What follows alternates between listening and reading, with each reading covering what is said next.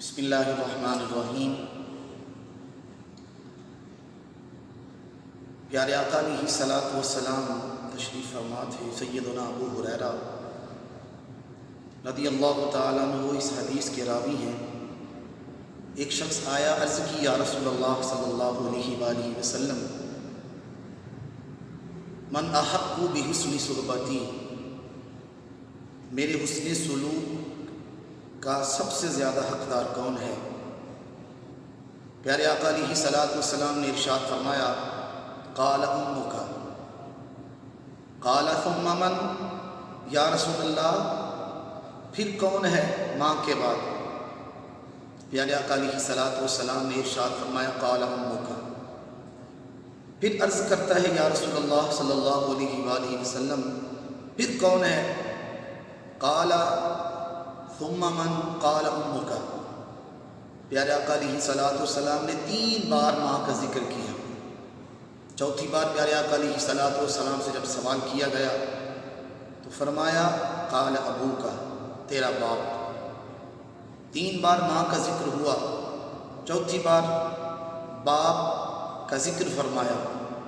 ماں ہو یا باپ ہو، اللہ نے دونوں کو بڑے رتبے عطا فرمائے ہیں۔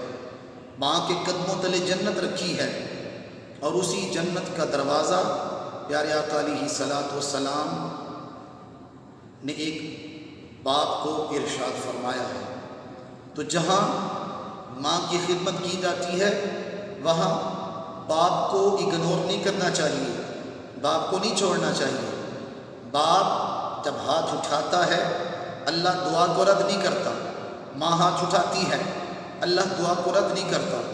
پیارے آقا علیہ الصلوۃ والسلام نے بتا دیا کہ ماں باپ وہ نعمت ہیں، ان جیسی کائنات میں کوئی نعمت نہیں ہے۔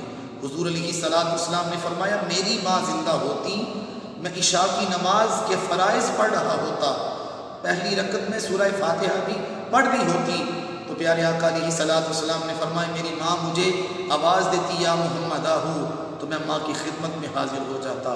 یہ ہے ماں کی عظمت، یہ ہے ماں کا مقام جو ہمیں اللہ کے محبوب نے سکھایا، ہمیں اللہ کے محبوب نے جو درس دیا ہے۔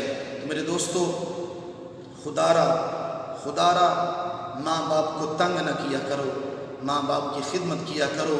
وہ باپ جو دھوپ میں سارا دن سڑ کے محنت مزدوری کر کے تمہیں پالتا ہے، جب اس باپ کی خدمت کا وقت آتا ہے تو اولاد منہ موڑ لیتی ہے۔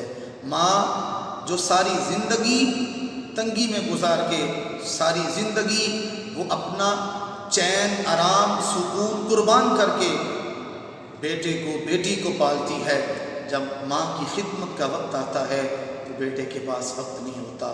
خدا را جن کے ماں باپ زندہ ہیں، ماں باپ کے قدموں میں گر جائیں، ماں باپ سے معافی مانگ لیں اگر ماں باپ ناراض ہیں، ماں باپ کو راضی کر لیں، یہی ہماری جنت ہے، یہی سب کی جنت ہے۔